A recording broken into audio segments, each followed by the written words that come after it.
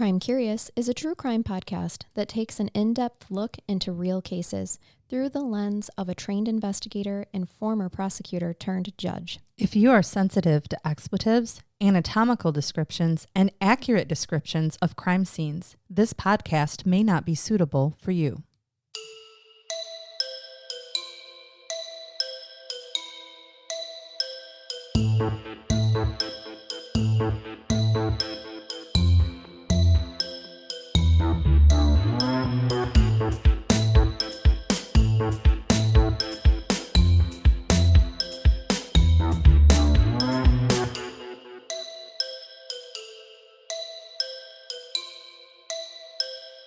Welcome to Crime Curious. I'm Charnell. I'm Megan. Shake all of our gree-gree. All right, Megan. Oh, we slammed that down hard.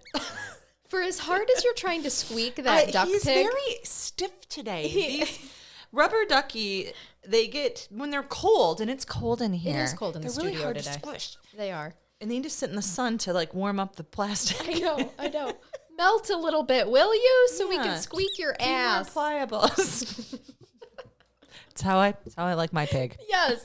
Soft ass. Oh, gosh. We laugh because we're about to tell you a horrible story. Yeah.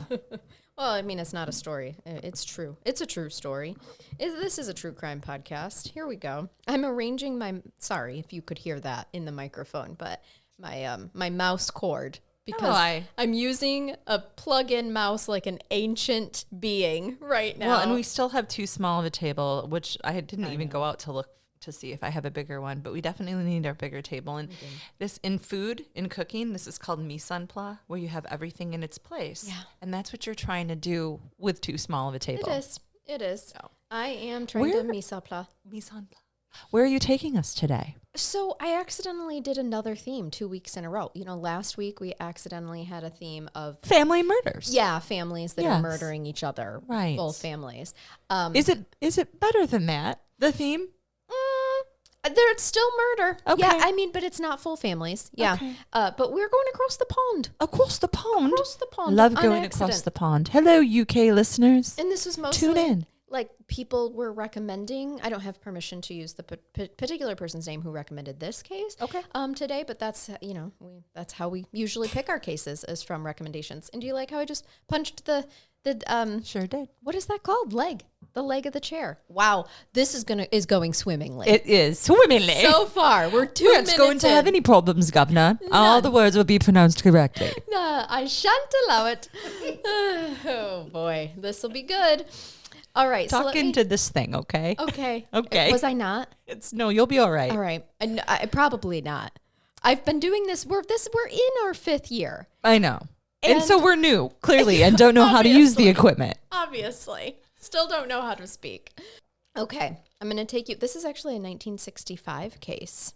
Okay, it's not old timey. It's it's before not. we were born, so it a little maybe desensitizes me. Probably not. I don't think it's far the enough 60s. back. No, but I agree. It's not. We know too many people who We were do. alive in this time. I do.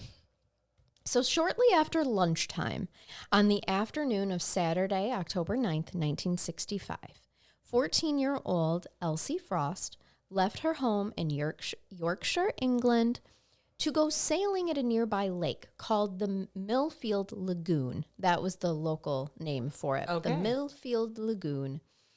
Now, Elsie was happy. She was a fun-loving teenager. She was the middle child of a railway. Here we go.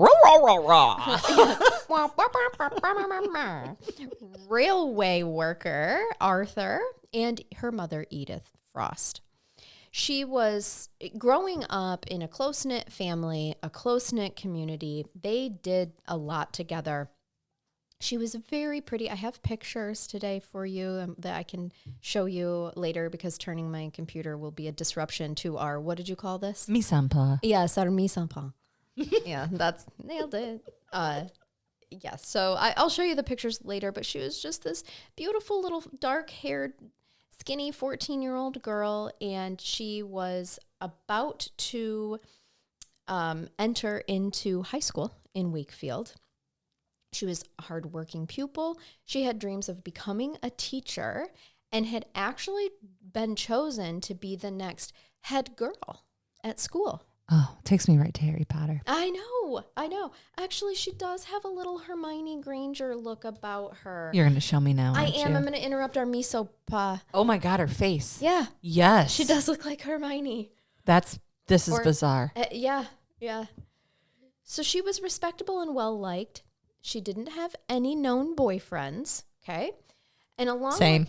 Right. I mean, she's 14. Yeah, she's 14 and the head of school. Right. Like, yeah. She's the head girl. Yeah, Which she's the head means girl. kind of like your class president. Mm-hmm. That, my friend, if you heard it there through the microphone, everybody, I scooched my computer. And scooched is a real word. I scooched it, but it made a fart sound. I know. And this is the second one you've made since we've been here. No. And she's very self-conscious about it. She's like, that was my pillow. I'm like, Charnell, I clearly know this about you. I didn't think that you were just going to have some type of an on-purpose bowel issue in front of me. No flatulence on purpose. No, absolutely not. So yes, I realized that was where the rubber met the road. It did. But I wasn't sure that our dear listeners would hear that. They'd be like, oh my gosh, they're just farting on I air. can guarantee you it smells lovely in here. It does. The studio is just fine. All right, so she's respectable, she's well-liked. Along with some of her other friends, Elsie was a regular sailor, and this was a Saturday afternoon. Okay? I wonder if the lagoon is big enough was she going to go sailing? Is that what she was going to do that day? She was saying, actually, she had been asked to help supervise a group of younger children who were just learning how to sail. Oh, cute. Yeah. Okay. It was actually a cold October afternoon, so she was dressed in a white blouse and yellow sweater, and it, it was described as a printed cotton skirt with a red quilted apron type. That's not what it was called back then. Very 60s UK. Like, I want to wear that outfit. It was said to have been her favorite outfit as well. I want a yellow sweater. I know. Over this just cute little dress. Yes. Totally clash with my hair, but whatever. It would. Mm-hmm. I know. Putting her sailing clothes in a duffel bag and saying goodbye to her family, she put on her brand new pair of shoes and set off down the road to the lake. This was the last time that her family would ever see her alive. At 4:15 that afternoon, a local person who was also a father, Thomas Brown, was out for an afternoon walk with his young children and the family dog. The family were heading on a path that skirted what was called the River Calder, and it passed by a canal with a tunnel that was leading underneath some railway lines. The area was known locally as the ABC Tunnel due to the 26 stone steps that led down to it from the embankment, so you could do the ABCs your whole way down. Mm-hmm. There's pictures of that as well. Would you like to see it? I do. Yes. Oh, they're a little steep. Yes, and also it also looks a little Hogwartish, doesn't it? It does. Upon reaching the tunnel, the family made a horrific discovery. And Thomas Brown, I have a quote from him that he later told investigators. Quote, "When we got within 5 or 10 yards of the bottom of the steps, I saw a girl laying there, whom I now know to be Elsie Frost. She was lying with her left arm on the second step, and her head was lying on her left arm, and her right arm was above her head on the next step. She was crouched up in an awkward position, with her legs underneath her body in a kneeling type of position, but more on her left-hand side." I feel like she's like curled up, but like in like this. Yes, with her arms extended. I don't love it. I know. I went up to her and asked her what was wrong and got my hands under her armpits and picked her up. When I spoke to her, I did not get any reply. I did not realize that she was badly injured as she was. At this time, my son was at the top of the steps there. I tried to persuade the children to go home, but they wouldn't. End quote. Within minutes, others had appeared on the scene, and while they waited with Elsie's body, Mr. Brown ran to call for an ambulance and the police. He still presumes that she's alive at this point. I don't think he was functioning. I think he was in shock. Young girl, young child. Yes, how could she possibly be dead? And so he's thinking right? she's just hurt and he's trying to pull her up. Okay. And I'm not certain that he actually checked for a pulse. Probably not. You know, I think that he's just, and as he said in his quote, he's not realizing how badly injured She is. Okay, the police that arrived were Ralph Brewster and John Blackburn. Elsie's sailing instructor from the lagoon actually came as well and would be established like in the investigation as the last person to see her alive. Also present was a 19-year-old amateur photographer who had been taking photographs of the river Calder. Upon arriving, police cornered off the scene and examined Elsie's body to take the pictures, things like that. And then they took her body to the Wakefield Public Mortuary. Okay. So she's clearly dead, pronounced dead. There wasn't any actually getting her to the hospital to save her. No. She goes right to the morgue. And of course, they do an autopsy. A search of the area for a possible murder weapon was underway. They bring in more police officers. They're doing house-to-house inquiries to see if they saw anything. They bring in police dogs. And then they wait for the autopsy results. The autopsy showed that Elsie had been stabbed 5 times, twice in the back, twice in the head, and once through the hand as she tried to shield herself from her attacker. With the fatal blow that actually pierced her heart. That was back? The cause of death, yes. So someone snuck up on her and attacked her from behind. Mm-hmm. She had not been sexually assaulted. And the pathologist... I believe that because I think that if this was sexually motivated, she would have had wounds from the front. Mm-hmm. She would have been... correct, manipulated into such a way. Mm-hmm. Instead, this is some type of an ambush or sneak attack. Somebody just snuck up on her and killed her from behind. Murdered her. Yes, truly. And so, and then she fell, or they left her, whatever, at the bottom of these steps. That's why she's face down. It makes me feel like she was somewhere down there by the river running toward the steps to get away. And that was her final kind of... How sad, but her final death position. Now, her actual cause, I'm sorry, I skipped a whole part. So, no, she had not been sexually assaulted, and the pathologist actually concluded that she was a virgin at the time of her death. So, her cause of death was given as shock and hemorrhage due to the multiple stab wounds, mostly to the area to her heart. I do love it when they always put shock in there. Yes. Like that. I mean, it's 1965. Wow. But, 7 hours after she had left home that afternoon, her father had to visit the Wakefield Public Mortuary to identify her body. She had not really been gone very long, given the time frame here. The Frost family was left shocked and stunned and reeling from what had happened. So much so that Elsie's parents both needed sedation. For sure. Mm-hmm. Absolutely.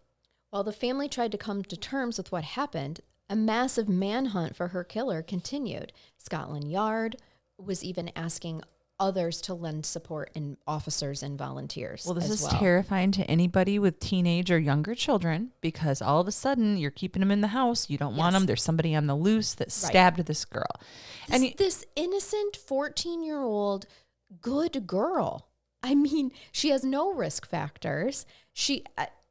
It's scary because it's so seemingly random. I'm not saying it couldn't have been someone that she knew, but that's the piece you just cued was that being random, just in terms of what her injuries were. They don't indicate some type of, impassioned rage or where the location of the injuries are don't indicate that, there was a relationship type of thing happening. Yep. So it's bizarre and scary. It is.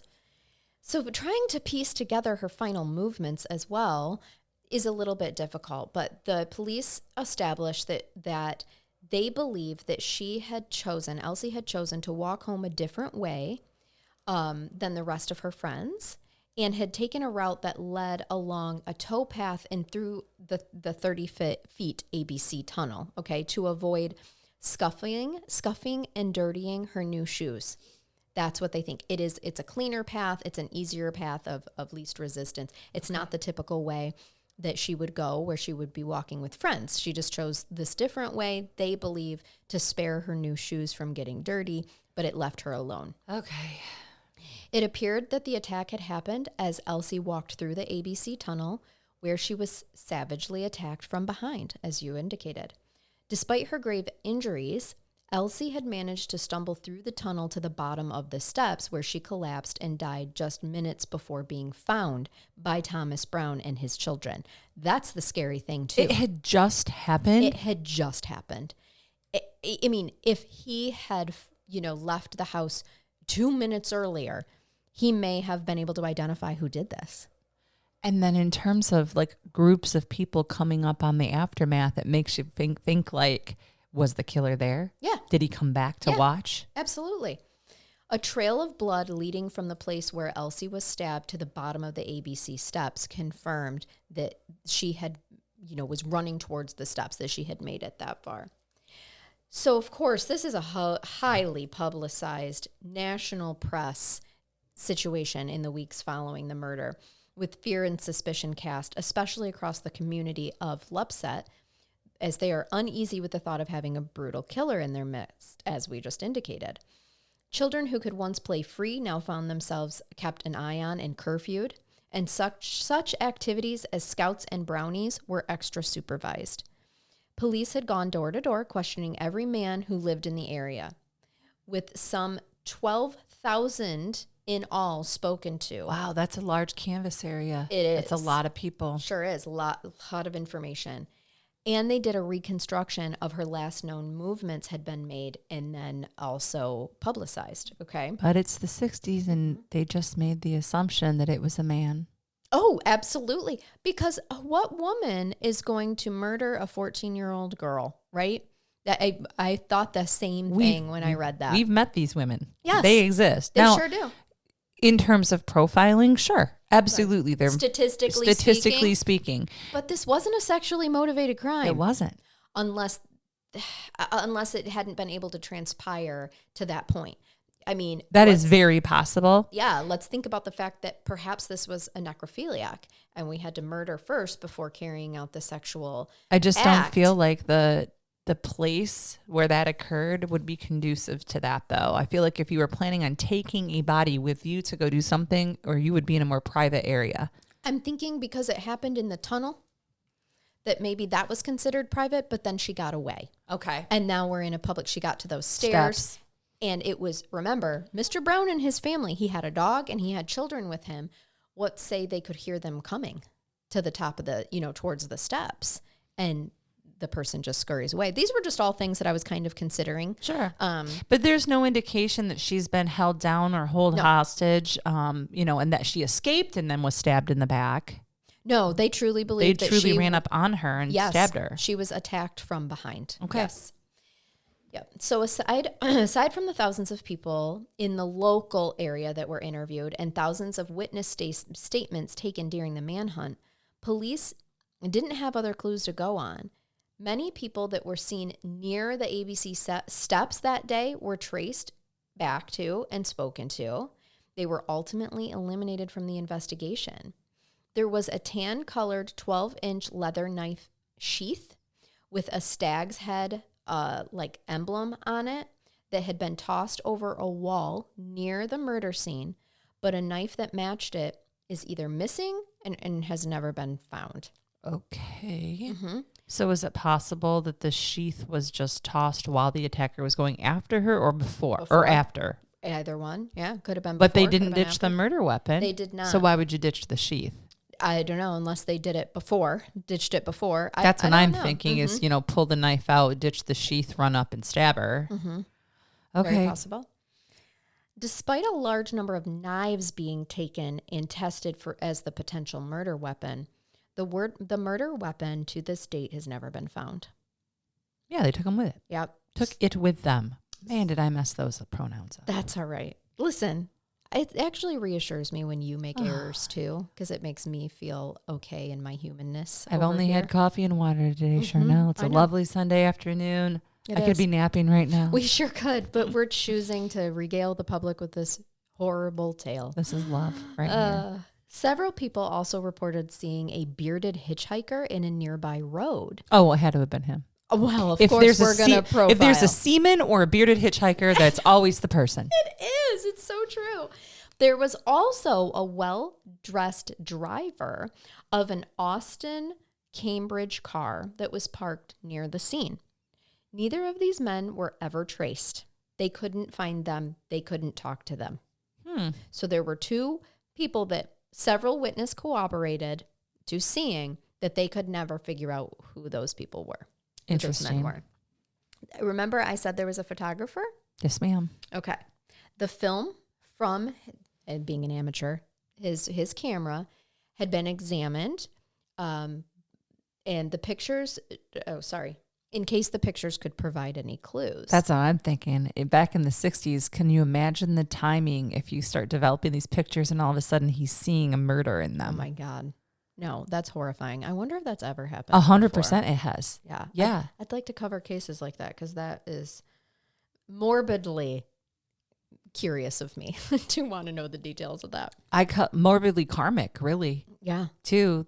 In situations where there's not going to be proof and just so happens that somebody happens to be taking photographs. I mean, we found evidence that way before. There was one a while ago where I think somebody was taking photographs and they found like the car that had been abandoned or sunk someplace. There's things like that come up, but to actually catch it on tape. This day and age, I with as much as kids have their phones out all the time, taking so many selfies, so many pictures and videos. Mm-hmm. I bet it really could happen a lot.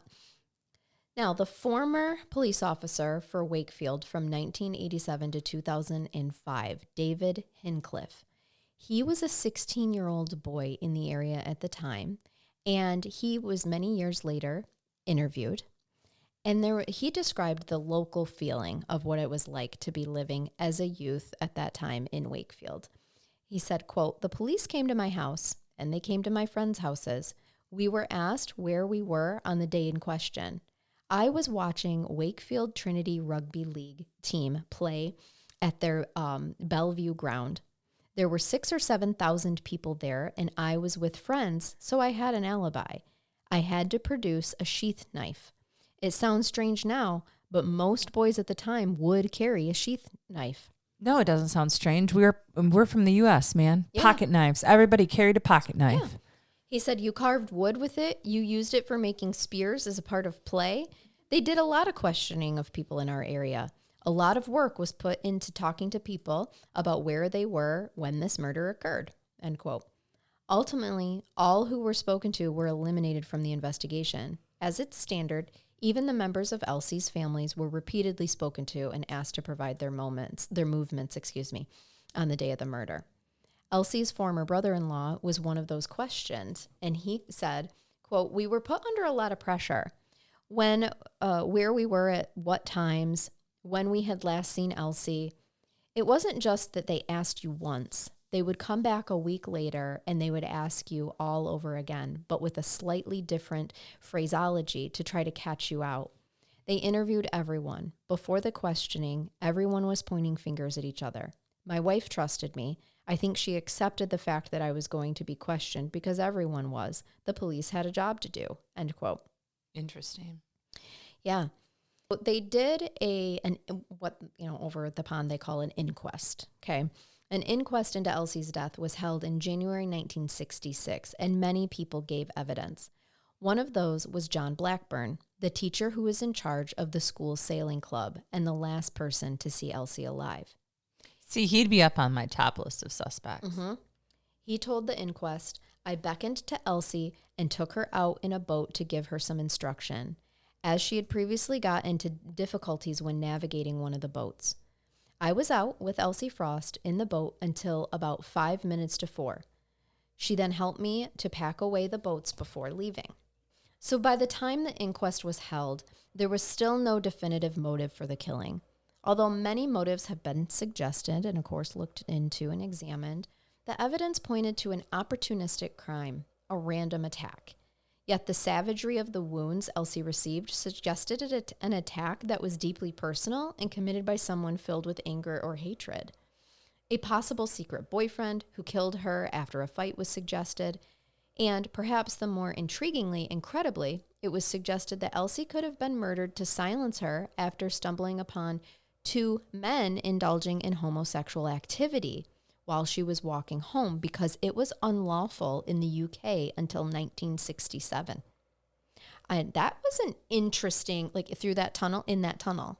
Yeah, That's an interesting theory. I don't like it. I don't like that theory. I don't buy it, and I just don't feel like it fits.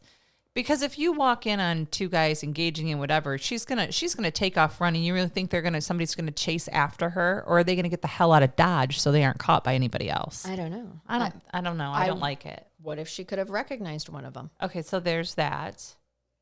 That would be my only, not two random people that she didn't know. Somebody that she knew. Someone that she Why did they come up with that theory? That tells me, if they think this one might be really highly credible, that tells me that to be a gay man at this time was scary. Not only that. Clearly very taboo.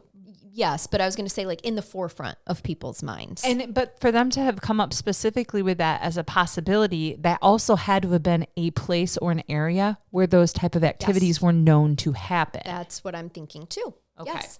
And I do wonder how many other crimes had been perpetuated because of that same situation.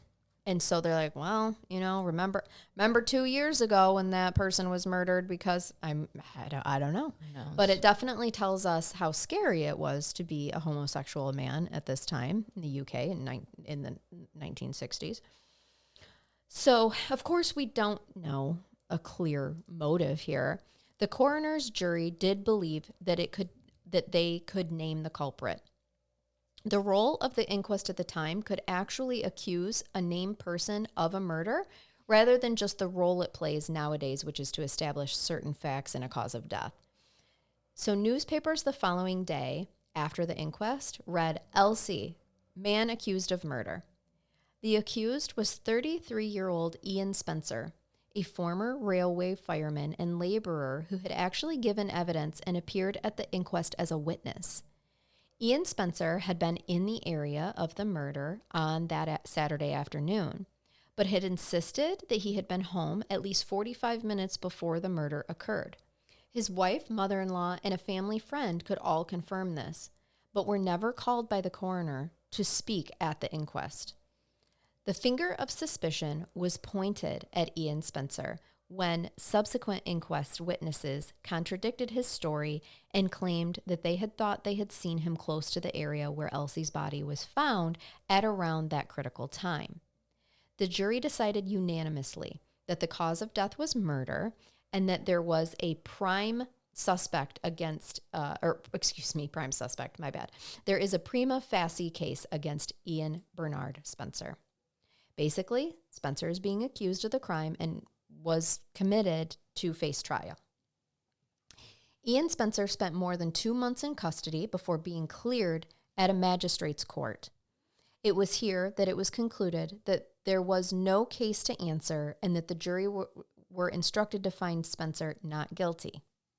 Right. It wasn't going to, that was just like almost like a probable cause hearing that didn't make it past. Yep. He was released, but his wrongful arrest and the subsequent case of, slinging mud at him was forever a blight on his reputation. Sure.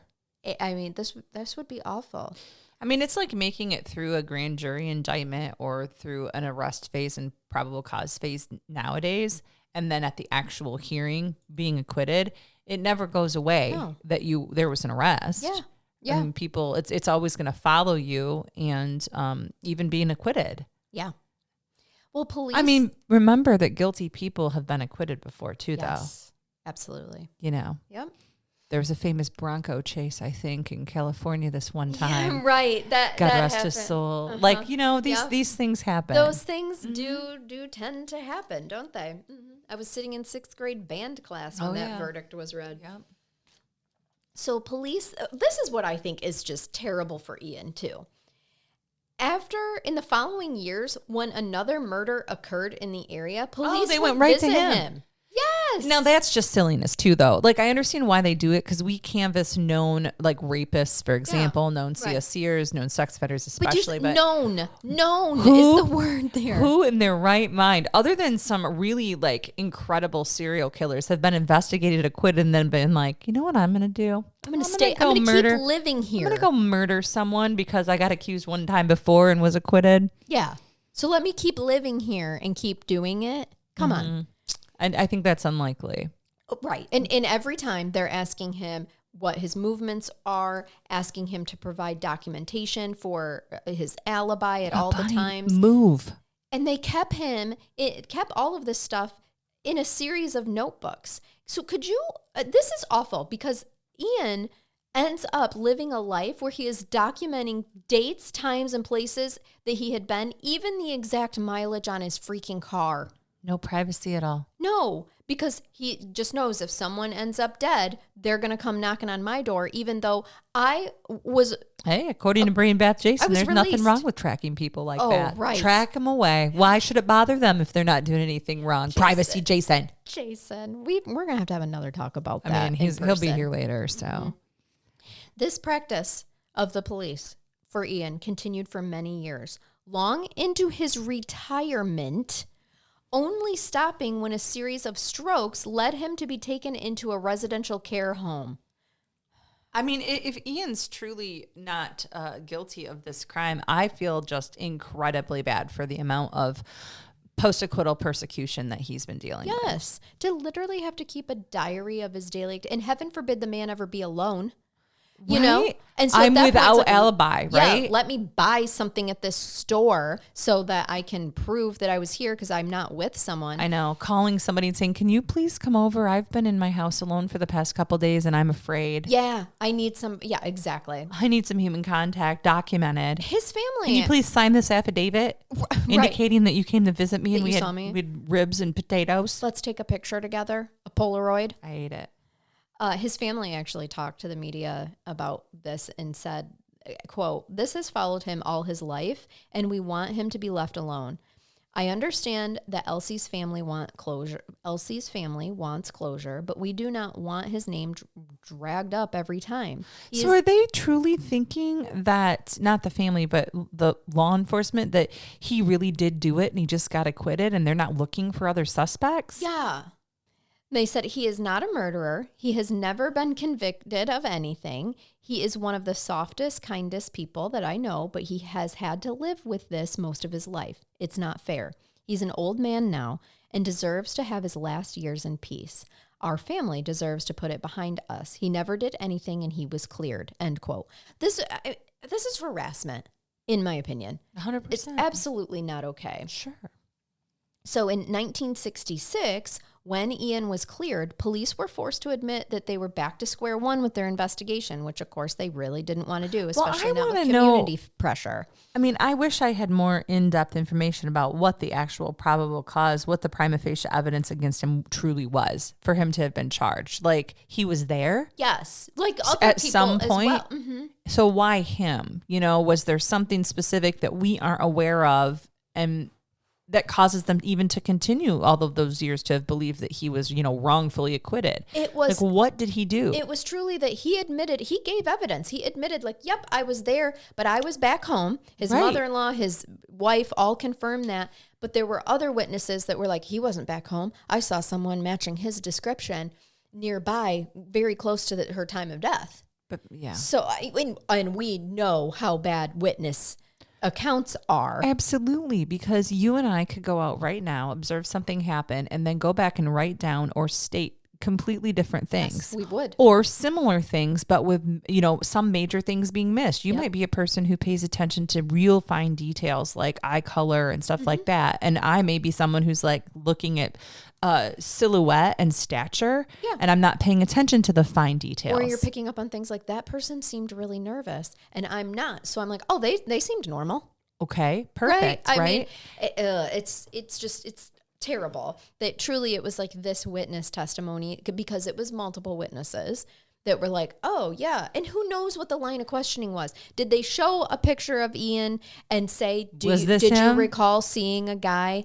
You know, and maybe these people did see Ian, but their time frames are off. Do you ever look at your watch when you're noticing people? No. Rarely. I couldn't tell you what time it was this morning when I first saw my husband. Gotcha. I think that now we might be more cognizant because with people carrying their cellular devices around all the time, you literally could be like, oh, I saw that happen about the time I sent my husband that text to pick up milk. And then you go into your phone and go, it was roughly 2:45 p.m., right? Right. That wasn't something that we had unless you were a person maybe happened to be looking at your pocket watch. Right. Or maybe, they had watches. They were starting to have wristband watches. Yeah. They'd had those since the 20s, I think. So maybe you happened to look at your watch. Yeah. But even then, time is so different for everyone that I hate that they're disputing when, oh, no, it was about the time of her death that I saw this man there. You don't know that. If you want to think about that perspective-wise, loving public, I love when a witness has to testify about how long something happened. And where you and I know this the most is when you have like a younger victim of a CSC, right? And so you're asking them, or the prosecution's asking them, like, what happened and how long did this happen? And they're like, to them, it felt like forever, right? Mm-hmm. And so then they start getting tripped up with the defense because the defense counsel is asking them questions, which shows that this whole thing couldn't have happened in more than 30 seconds. But to them, it lasted 5 minutes. Yes. Well, things that are traumatic to you as a person are going to seem like they happened for longer than they did. Mm-hmm. Just keep it in mind. And that's how we can be honest but wrong about things. And why time honest but moves wrong. different for everyone. It is relative to where you are in space. Yes. Was it Einstein that said that 1 hour with a beautiful woman moves differently than 1 hour doing something terribly boring? It's something of that effect. But it's true. But I need to. There's a wall of quotes thing that I think I need. Yes, I got to look it up. I'm not saying it correctly, but you get the gist, right? I once had a CSC victim that told me that the perpetrator touched her right breast, for 45 minutes. Mm-hmm. And he did eventually admit. And so, of course, we discovered the whole CSC event took less than 10 minutes. Right. So it's to your point. When you're in a living hell, that lasts a lot longer than what actual reality of time is moving. So I hate this whole thing. I feel so bad for Ian. Okay. Like this is not. You have the gut feeling that I'm having as well, at least from evidence that you're providing also, or lack thereof, that this is truly an innocent man. Mm-hmm. Yes. And that the killer is still out there. Or was still out there at the time. Yeah. We're getting to it. Okay. Are you going to bring me closure? Yes. Okay. Yes. All right. It's not just Ian who suffered painfully as a result of Elsie's murder. Her family never really recovered from her death. Her father couldn't even bring himself to discuss the murder or to even view photographs of Elsie. Both of her parents, of course, are now passed away. Her mother, Edith, passed away in 1988, and her father, Arthur, in 2003. But her brother and sister are still alive and have pushed for the investigation into her murder to be reopened in an effort to gain some closure for them. They have, of course, never forgotten, and nor has the local community. Okay, they often do these different types of things, celebration. Like, I don't want to call it celebration, but in remembrance of memorials. Yes. Yep. So, for example, on the 50th anniversary of her death, St. George Church in Lepset was packed with more than 100 mourners, and they released 14 doves in her memory, one dove for each year of her life. Aww. She also, the murder was the subject of an investigation BBC radio program in 2015, which resulted in an encouraging amount of new information being received. This helped reopen the investigation that year in 2015, and the possible theories concerning Elsie's murder were reviewed in the context with this new information. A line of appeal focused on the 2015 reinvestigation is the identity of a man who was seen cycling near to the murder scene around the time that Elsie was killed. This man was described as a white male, 25 to 30 years old, and riding a black bike with a basket on the front and wearing a white lab type coat, possibly of the style of then worn by someone who could have been like a delivery boy, a butcher, or just a regular worker. Okay. There was also a line of inquiry to try to establish the identity of a man seen near the murder scene that was described by Detective Chief Inspector Elizabeth Belton. A common description of a person of interest, which has come from some of the calls, has been a man wearing a brown, potentially duffel-type coat with dark hair who was seen on the canal towpath. He was of medium to thin build and in his early 20s. He was described as carrying a bag by some of the witnesses and was possibly of what was described as a scruffy or student type in appearance.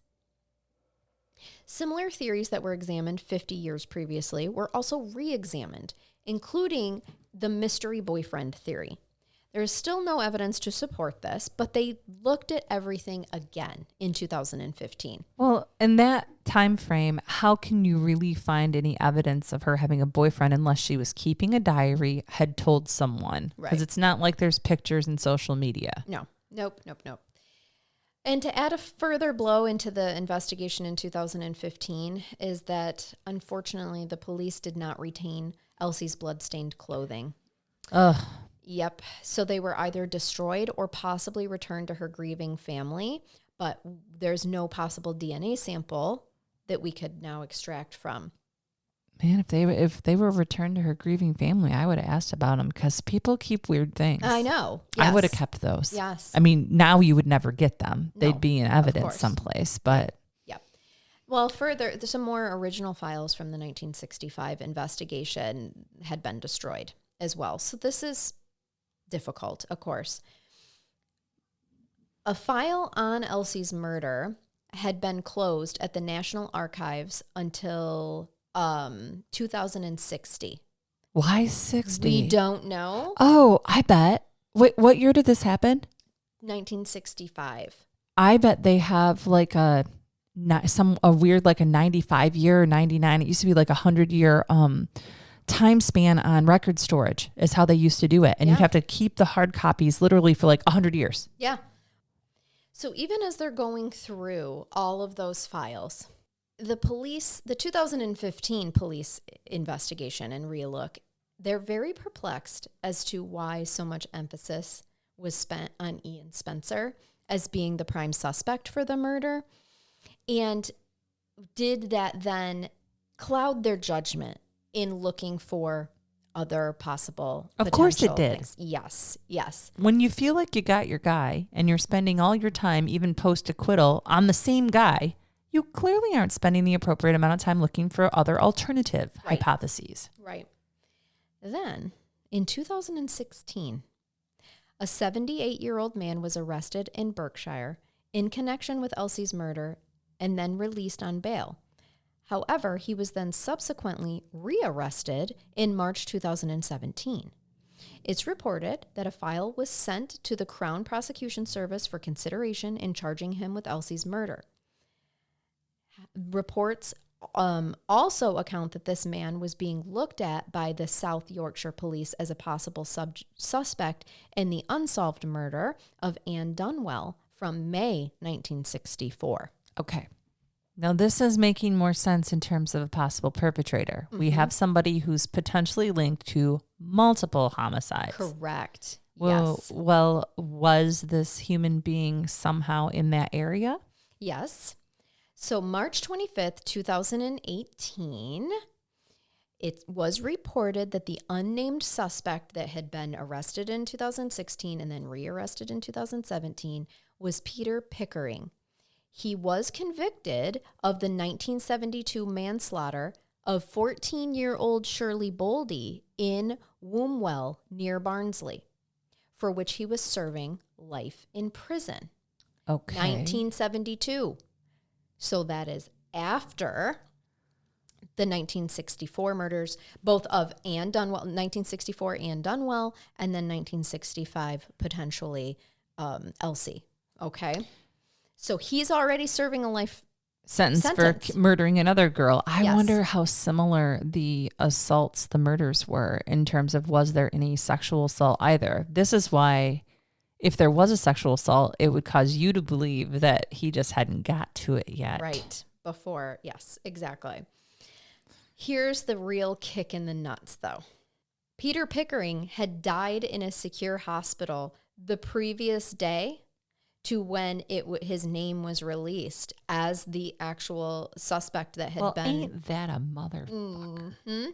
Detective Superintendent Nick Wallen of West Yorkshire Police said that they had strongly suspected he was responsible and that it was their expectation that the Crown Prosecution Service would have decided to charge him in due course.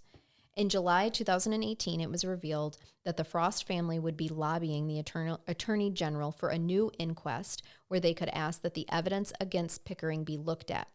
The family stated that they felt cheated and robbed by Pickering's death and that he would not go in front of a jury, but the new inquest would be the next best thing. Their request was granted in December 2018 with an Attorney General seating. This inquest eventually took place at the end of 2019, finally clearing Ian Spencer, who had also died the previous year in 2018 before he could live to see his name cleared, and confirming that Peter Pickering was the real killer, although he could never be brought to justice because of the similarities between, as you indicated, between not only the age, but how the victims looked. And they were all attacked from behind. They were all very similar in appearances, and they were all of that tender, 14 to.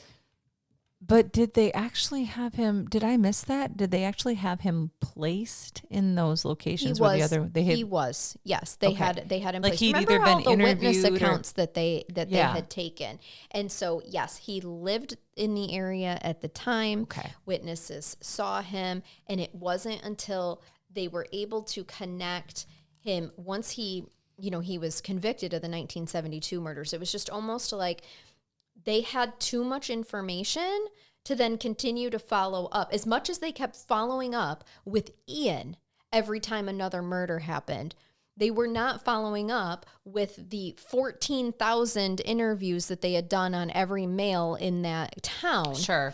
To figure out, if they potentially were the actual person instead of Ian. So it took, and then as these things do, it just dies. It goes to a cold case file and it dies. And it wasn't until 2015 that they reopen it and they relook at the evidence and they go, holy cow, this guy that witnesses said that they saw him is now in prison for the same thing. Yes. So there's a cue to open it up. That still could potentially not be proven beyond a reasonable doubt, though, if he was to actually go to trial. This isn't like an old DNA case where it came up and he hit on something because there wasn't any DNA. We don't have any DNA now to test. I mean, we would have then. So it's like... and he didn't make a deathbed confession. No. So either. More likely than not, this is the killer and he's dead. Mm-hmm. But we don't have, it's still technically unsolved, right? But at least we got Ian's name cleared. Poor Ian. I mean, poor Ian. A year after his death, which is just adds insult to injury in my opinion. It does. He was a victim and his family were a victim in this as well. And then in his, her siblings, her parents have now passed, but her siblings never got the right justice either, but they needed some sort of conclusion of, okay, let us hear the evidence. Let us hear what you have. And that's all that I could find, guys. There might have been more evidence that I just couldn't drum up, okay? But whatever that happened at that inquiry where they officially named Peter Pickering as the murderer, who takes some piece of heart in that he's been locked up since 1972. So he may have still been living that whole time, but he wasn't living a free man life. So hopefully which just means helps. that there weren't other 14-year-old girls murdered from 1972 to after he died. By this man, yes. Yeah. But hopefully that helps the family a little bit.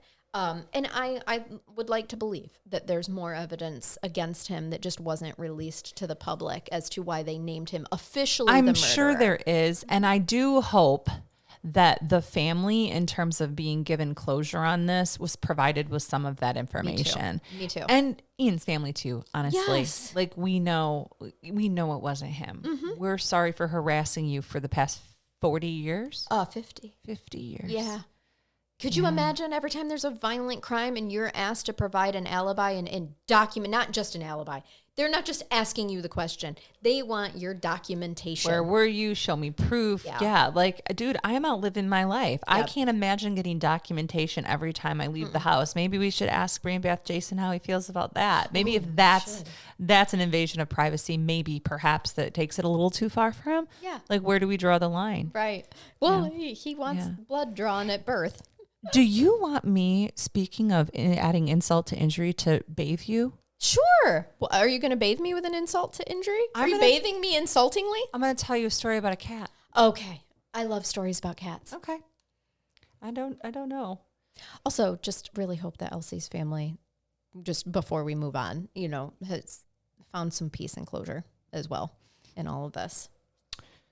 Well, here's your brain bath. Okay. Let's transition, everyone. I found this on Pinterest as I scroll through, Pinterest funnies. Yes. This lady is talking about how she once cat sat, so pet sitter, for a 29-year-old cat. Holy shit, they can live that long? Much to my husband's dismay. Oh, no. If Merida lives that to 29, long, I know. Now, I know if he might divorce you if she makes it past 20. Yeah, well, I mean, or 6. Right.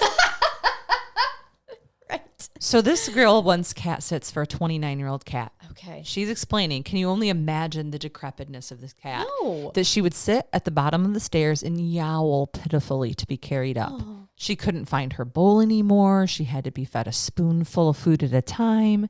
She had to sleep in the bed with her, and she walked her to her litter tray at night. At night? At night. So she's there sleeping, cat sitting, and she's literally taking the cat to the litter box. I mean, she is a home health nurse for this a cat. Yeah, okay. She was cat hospice. She was.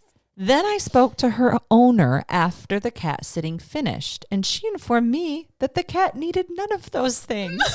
She was perfectly capable of climbing stairs, feeding herself, and slept in her basket, and had simply identified me as a soft touch. I went over to visit a couple weeks later, and when the cat saw me, she ran straight to the bottom of the stairs and started yowling. Oh my gosh. And then under this commentary is a picture of a cat, and it says, "Dear Diary, made another stranger my bitch." And that explains cats. It really does. They're so highly evolved. She saw a sucker. She's like, Mom had the audacity to leave me.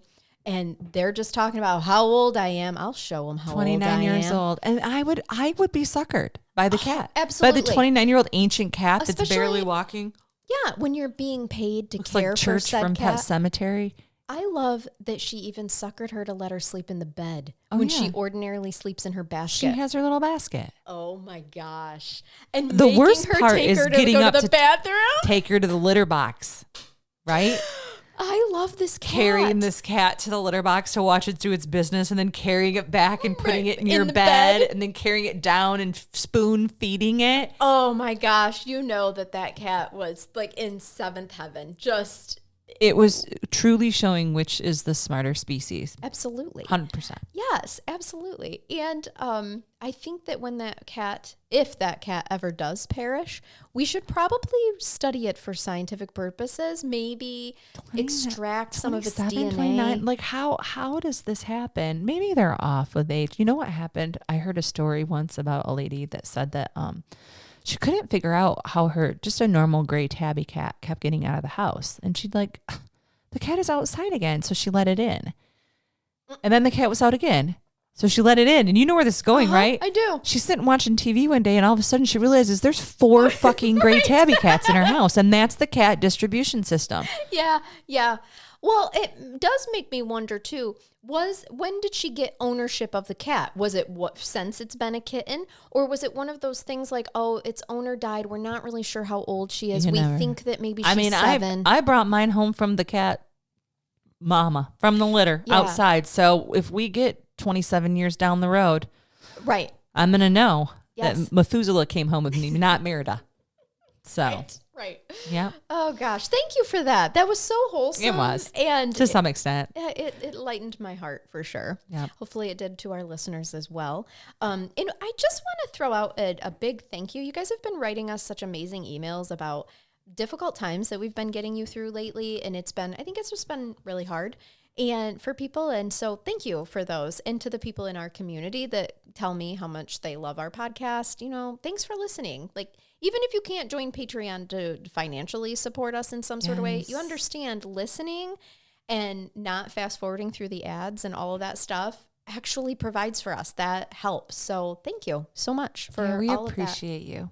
We do. And we hope that you enjoy this content, and we'll keep creating for you, week after week. So until then, we hope you keep it curious and keep listening. Till next time. Bye-bye.